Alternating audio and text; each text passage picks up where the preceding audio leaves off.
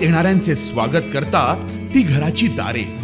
आपले घर, बंगला, ऑफिस, फार्म हाऊस यासाठी सुंदर डिझाईन केलेली jumbo French door, safety door आणि तीही 18 गेज GI सेक्शन मटेरियल वापरून आणि 80 मायक्रॉन पावडर कोटिंग केलेली, संपूर्णपणे मेंटेनन्स फ्री. नजर खिळून राहील असे आकर्षक सर्व प्रकारचे डोअर्स मिळण्याचे नाशिक मधील एकमेव नाव शिवाय एंटरप्राइजेस.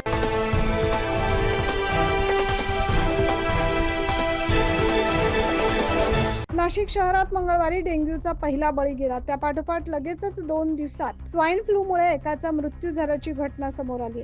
शहरात ठिकठिकाणी सुरू असलेल्या तुरळक पावसामुळे पाण्याची डबकी साचलीत आणि डासांचं साम्राज्य निर्माण झाले.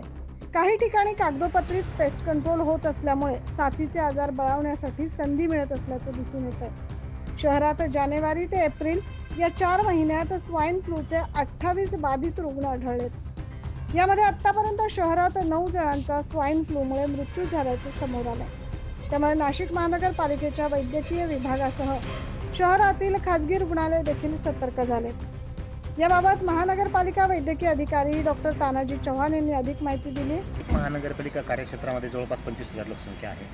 या 25,000 लोकसंख्येमध्ये मागील जानेवारीपासून जे काही रुग्ण त्यांना स्वाईन फ्लूची बाधा होते त्यांच्यासाठी आपण उपचारासाठी आमचं एक मोठं नाशिक महानगरपालिकेअंतर्गत जे जाकीर हुसेन हॉस्पिटल आहे या ठिकाणी आपण स्वाईन फ्लूचा एक कक्ष तयार केलेला आहे.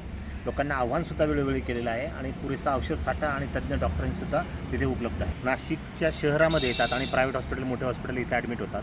आपल्या आता ह्या 9 जे डेथ झालेले आहेत त्याच्यामध्ये ग्रामीण भागातले सगळे जे रुग्ण आहेत ते इथे ॲडमिट झालेले आणि ते दगावलेले आहेत. शहरातले 2 रुग्ण जे दगावले ते वय त्यांचं 50 वर्षापेक्षा जास्त होतं आणि त्यांना डायबिटीस होतं, हायपरटेन्शन होतं, कोमॉर्बिड कंडिशन होती.